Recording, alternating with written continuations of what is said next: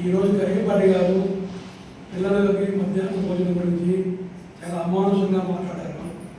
అతను మాట్లాడిన దానికి దేశాంతగా క్షమాపణ చెప్పాలని కోరుకుంటూ ఈరోజు నిరసన జరుపుతున్నాము.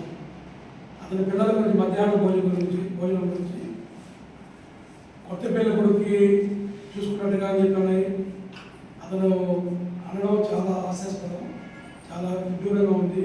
అతని విజ్ఞతగా వదిలేస్తున్నాము. 5 సంవత్సరాల నుంచి 15 సంవత్సరాల పిల్లలకి ఒక్కప్పుడు భోజనం లేకుండా ఎంతో అనుకుంటా ఉంటాయి.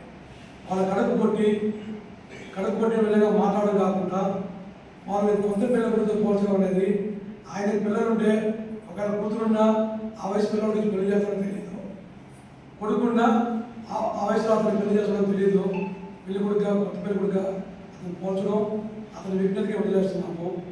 అదేవిధంగా పౌష్టికాహార లోపంతో గవర్నమెంట్ అందరూ కూడా పిల్లలకి పౌష్టికాహారం ఇవ్వాలని ఎంతో ప్రయత్నం చేసి ఎన్నో స్కీములు పెట్టి వాళ్ళకి ఎగ్గివ్వాలని దేశవ్యాప్తంగా ప్రధానమంత్రి మోడీ గారు కోట్లు ఖర్చు పెట్టి ప్రచారం చేస్తూ ఉంటే ఆ గుడ్డుని గుడ్డ అని అతను మాట్లాడడం అతని విజ్ఞతగా వదిలేసి దీనికి పిల్లలందరికీ కొన్ని వేల కోట్ల మంది పిల్లలకి భోజనం సదుపాయం గురించి కామెంట్ చేసిన ఆయన బేషరతుగా క్షమాపణ చెప్పాలని కోరుకుంటున్నాం.